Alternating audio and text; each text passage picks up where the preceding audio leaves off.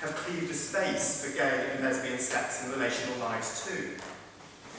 And so if, as I gallop across the last 60 years, LGBT lives feel less central than they usually have been when I visited GALHA, I want finally to suggest that we understand better the dynamics of acceptance, hate and indifference when we take a wide view of sexual attitudes and the so-called permissive society. And I'm going to skip through in 20-year periods. It's a flash through the last 60 years. I'm not doing justice to any of it. So the 1950s and 60s were unprecedentedly home-centred. And there was a broadening out of the fantasy, though certainly not the reality, of the ideal home. A greater proportion of people married than in the previous half-century. In 1951, only a quarter of men between the ages of 25 and 34 were unmarried, compared to half of men in 1921. Marriage as an institution and home as a place and as an ideal represented what could go right for the nation after the crisis and dislocation of the war and the disruption wrought by wartime evacuation, mobilisation and rehousing. If the domestic and associated family ideal remained out of reach for many, not least because of wartime bombing, it was still widely touted in novels, films, media, popular psychology, and through the words of politicians, lawyers, medics, and more. Not for the first time, but more pervasively and intensely than before, domestic, family, and associated sexual relations became emblematic of and instrumental in the project of national renewal and the cultivation of a supposedly shared set of values. These home and family values were illuminated in part through a fresh focus on those who did not fit in. Deviating from the trumpeted models of home and family was not merely a matter of personal failing, but a very public symptom of bad citizenship and lax patriotism.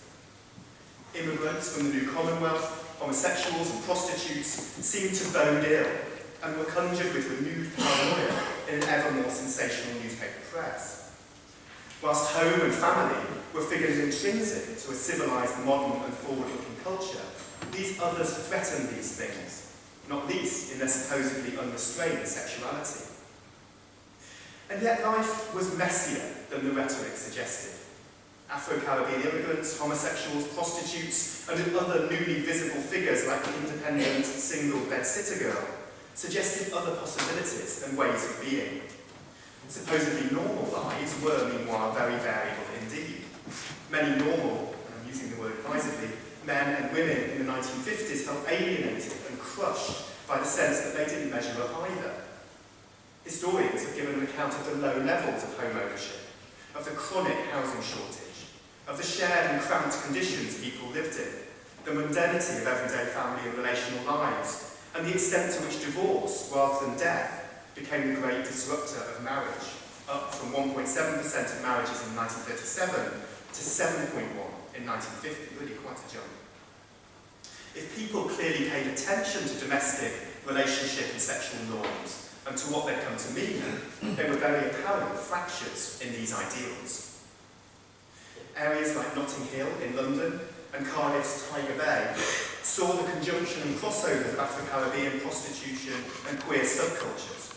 Such areas and crowded urban living more generally suggested the conservative mindset was not so securely embedded, even if form and outward respectability remained important. Some of my interviewees felt a sense of liberation as they moved to these cities. The idea of the 1950s as the harsh, intolerant base against which the 60s and 70s can be judged thus needs nuancing a little. The immediate post-war period is instead a fertile ground for locating an acceleration in attitudinal change. The historian Leslie Hall describes the hardening in rhetoric in this decade as an unsuccessful rearguard attempt to cling to putative moral certainties after the opening out of experience for many during the war years. Though the barely increased illegitimacy rate suggests no wholesale sexual abandon, the age at which people started having sex was lower, and it was common for couples to have sex before they married, for women to look to a satisfying sexual life within marriage, and also to plan their families. If Alex Comfort gained prominence in the 1960s, it's worth noting that his study of sex in society first appeared in 1950, between Alfred Kinsey's landmark reports into sexual behaviour in human male of 48 and sexual behaviour in human female of 53. The point is that a literature of diverse sexual pleasure and sex for pleasure certainly preceded the 1960s. With the moves to a welfare state, the accompanying one-nation rhetoric, and a gradual growth in national affluence, there was an opening up of new possibilities in this decade, albeit within a conservative framework. Post-war demographics provided some impetus. There was a sharp rise in the number of teenagers in the late 50s and early 60s as the baby boomer generation came of age. This fed that growing and more visible youth culture, shook up apparently established and establishment attitudes, and widened the generation gap. Single mothers, those living in sin, homosexuals and prostitutes were still judged exceptionally harshly, but there was nevertheless a sense of things changing already. Aside from the increasing presence of women in the workforce, there was the Equal Pay Act of 1955 for women in public service, and, more plainly but nevertheless symbolically, the Life Peers Act of 1958, which allowed women as well as men to be created as life peers in the House of Lords. There was a determined push for homosexual law reform in the 50s, voiced in film and literature, in some landmark sociology, in the work of the Homosexual Law Reform Society, and in the recommendations of the Wolfenberg Committee of 57. Though many homosexual men certainly experienced the 1950s as an especially harsh decade, with a rising prosecution rate, there was not the broad moral and anti-homosexual consensus that's often been assumed. A survey in 1958 suggested that less than 50% opposed the partial legalisation of homosexuality, indicating a cautious liberalism. This is vividly apparent in the standing ovation that the actor John Gielgud on the left here received in his first stage appearance after his prosecution for cottaging in 1953. There was at least some disjunction between vitriolic rhetoric and attitudes on the ground, and there was an opening out of attitudes, possibilities, and also experiences in some ways. Now, the 1960s were inaugurated with the spectacular collapse of the case of obscenity against the newly unexpurgated edition of D.H. Lawrence's Lady Chatterley's Lover. I love this photograph. A case which, with wonderful irony, propelled the novel to bestseller status.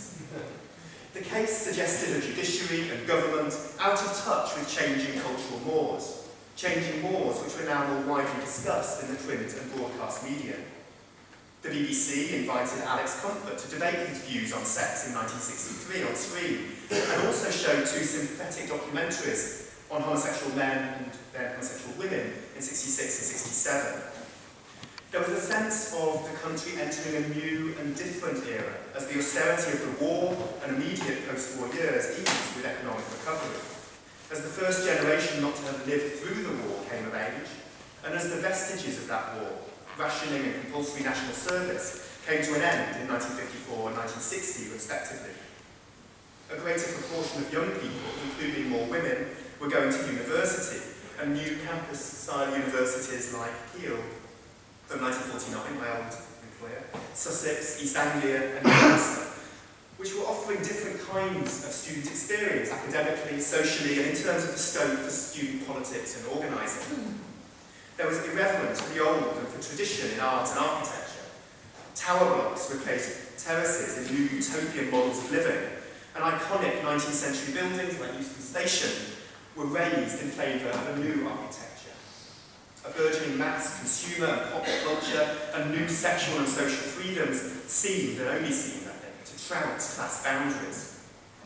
A survey of teenagers in 1963, and then again in 1970, showed a marked shift in attitudes to premarital sex. In 1963, 29% of the boys surveyed and 56% of the girls thought premarital sex was always wrong. In 1970, 10.3% of the boys and 14% of the girls agreed. Not only were attitudes shifting, but there was more cross-gender consensus, the survey revealed. But we need to be cautious about this 60s shift. The focus on London as the swinging capital is telling, for example. The purported benefits of the pill were enjoyed mainly by middle-class women, by married women, and disproportionately by those in the south of the country. Moreover, the effects of the pill in terms of women's liberation were equivocal. Women sometimes felt pressured into sex they didn't want, rather than feeling the opportunity to embrace desires in an act of sexual liberation.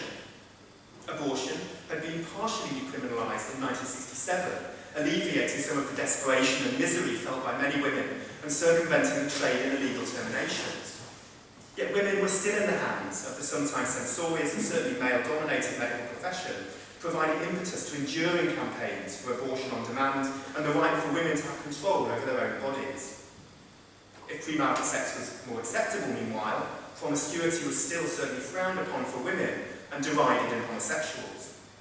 Surveys showed that most young people still aspired to marry, and many men still thought the onus to marry a woman if she became pregnant.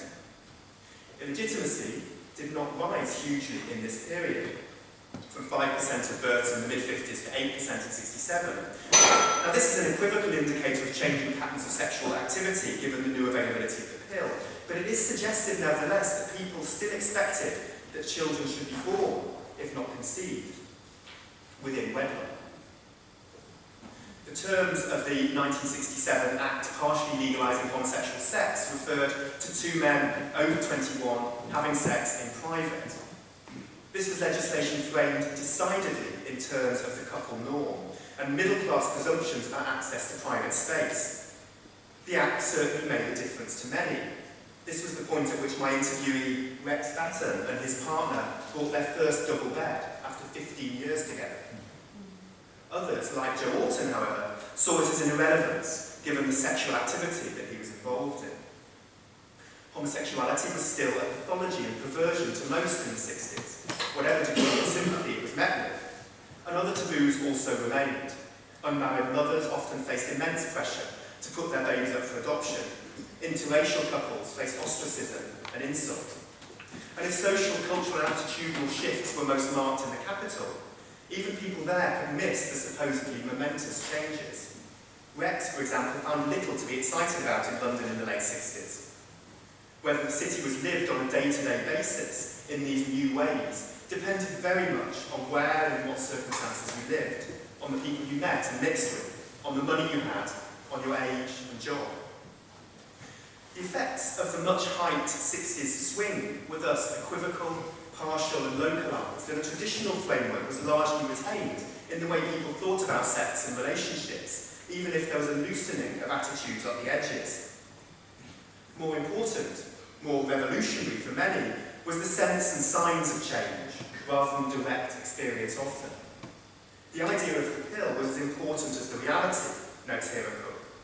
It suggested the possibility of an independent sex life without unwanted consequences, even if finding the equal, enjoyable union the pill tacitly also promised was still practically very difficult. This was in part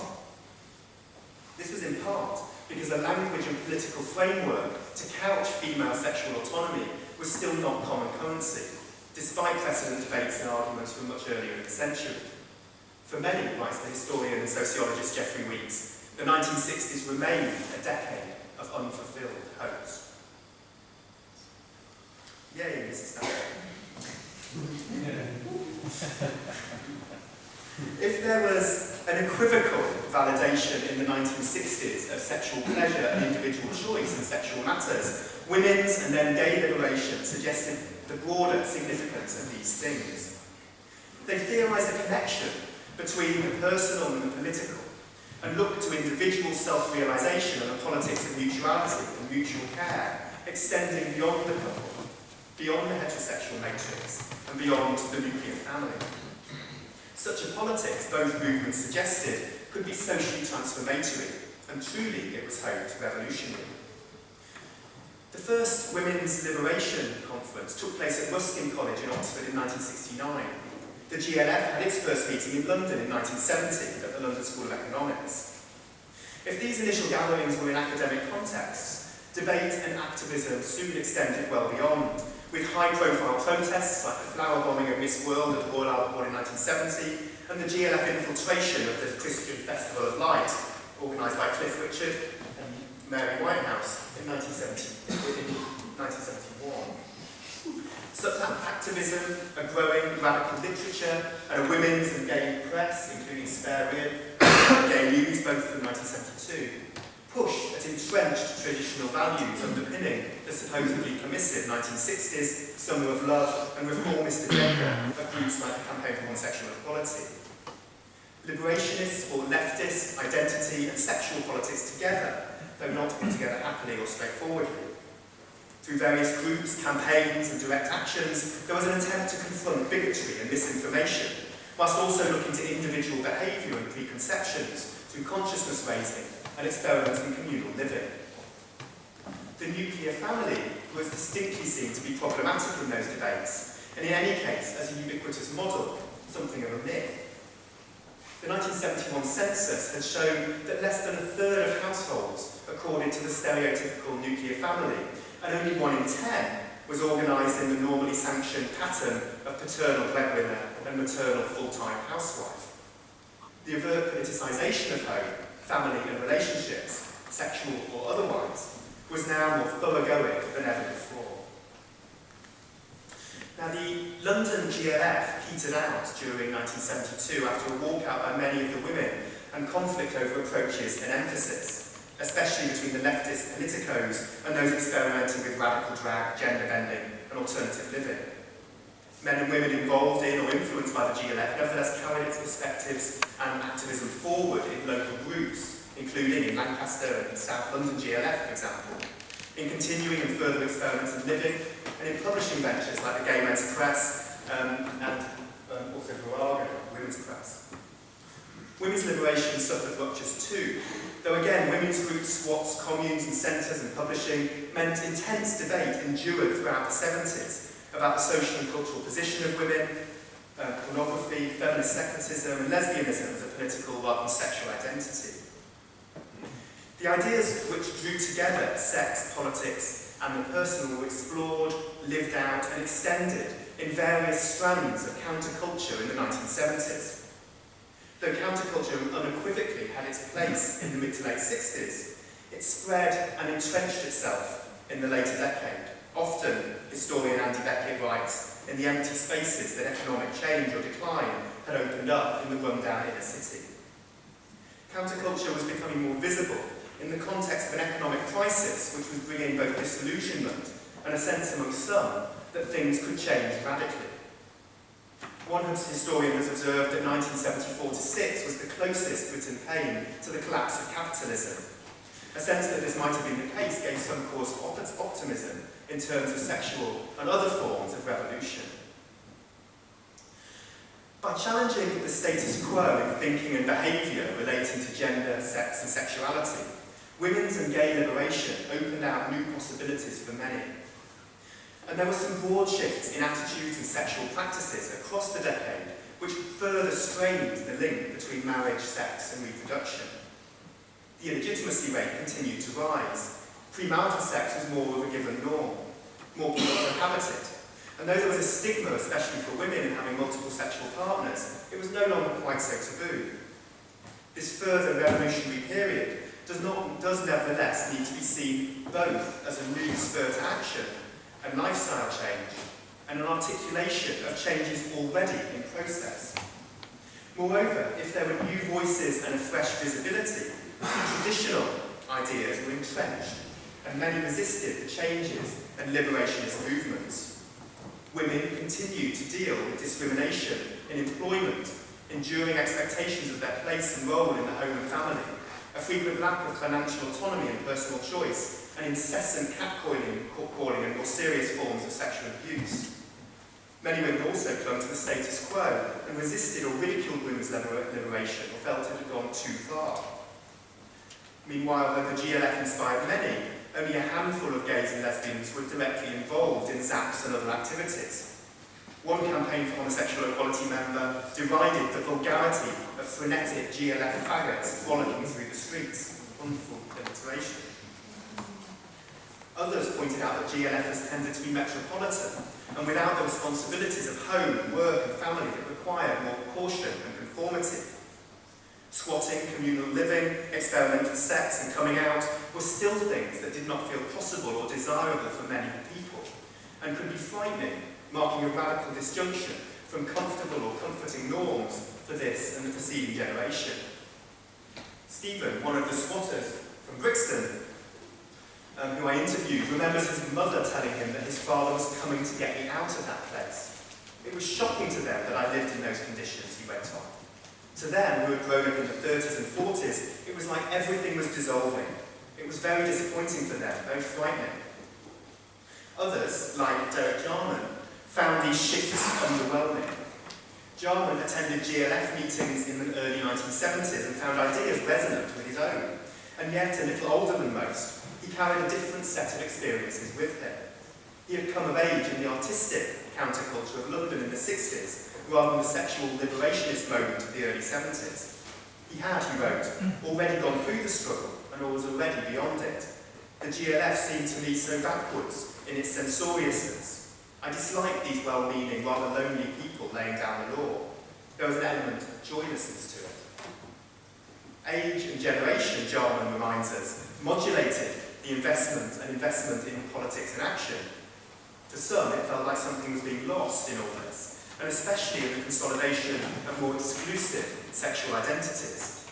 Alan, another interviewee, remembers nostalgically those countercultural crossovers and encounters in 1950s Notting Hill between immigrants, prostitutes and queers, all that lost in gentrification and a growing separation of identities and associated politics. So the 1960s and 1970s certainly had an impact, huge impact, in terms of setting an agenda for radical change, modelling ways of living differently, and more apparently liberated ways of sexualised ways of being. But for many, these changes still seem peripheral. If people were more likely to have premarital sex than before, there were still enduring and relatively traditional expectations about marriage and family life thereafter. Moreover, sexual and social conservatism was sufficiently ingrained in broader attitudes and behaviours to provide impetus to Margaret Thatcher's government's championing of supposed Victorian and family values from 1979, and to the wider conservative backlash of the 1980s. This was the decade when the putative dangers of the permissive society and of the sexual revolution were articulated forcefully by government and some elements of the media, and when the Labour Party was pilloried for its loony support of women and minorities. In the context of deep recession and growing unemployment, there were, it was suggested, more important things to think about. If in the 1970s, economic downturn had felt to some like the harbinger of social and sexual transformation, in the 1980s the popular response seemed to have been more reactionary, a generalisation I'll come back to later. The permissive 1960s and 1970s became convenient scapegoat decades, used to legitimise reactionary legislation and to attack the left-wing opposition. A speaker at the 1985 Conservative Party conference proclaimed to applause, "If you want a queer for a neighbour, vote Labour." Good reason to vote Labour. Gays, lesbians and single mothers especially were singled out for sharp criticism and punitive action in these years. The former was subject to the infamous Section 28 of the Local Government Act of 1988, a move following intense debates about perceived attempts to legitimise homosexuality and homosexual families, not least by some local council libraries in stopping a translation of the Danish children's book, Jenny Lives with Eric and Martin, which was published by Gay Men's Press in 1983. The threat in the 1980s was not only the permissiveness of our past, but the permissiveness of other cultures and countries, most notably the Netherlands and the Scandinavian countries. There seemed to be a hardening of attitudes in the context of this politics and other aids. In 1983, 62% of people surveyed by Gallup disapproved of gay relationships. By 1987, this had risen to an astonishing 74%. In the same year, and providing ammunition for the government in its pursuit of Section 28, 93% of people stated that gay adoption should be forbidden, compared to 63% in 1979. As deaths from age-related illnesses peaked at the end of the decade, prosecutions for consensual homosexual acts reached their highest level since records began, 3,065 in 1989. This exceeded even the levels during the supposed witch hunt against homosexuals in the mid-1950s. The revolution in the late 1960s had clearly not ushered in a comprehensive shift. Some of the young people then were the conservative legislators and commentators now, and the 1980s did not see a revolutionary generation coming of age and coming into government and the media with a radical agenda. There was instead an attempt among some to retrench after the supposed failure of the permissive experiment. This, though, was of course not true of that whole generation, and ideas were carried forward and re-inflected by others and passed on to sons, daughters and friends. Women protesters against the positioning of US cruise missiles at Greenham Common from 1982 to 91 helped keep debate about nuclear disarmament, women's rights, independence and lesbianism alive, visible and connected through that decade. The campaign indicated how feminist and also gay and lesbian politics post-1970s could still look to the interconnection of issues. As a result of precedent organising and consciousness raising, gays and lesbians meanwhile campaigned as never before, strengthening the association between gay lives, leftist, activist politics, and, in the wake of Section 28 especially, issues of family. Early gay pride marches had been passionate, but relatively small scale in the 1970s and early 1980s. But Section 28 brought 40,000 people out in 1988.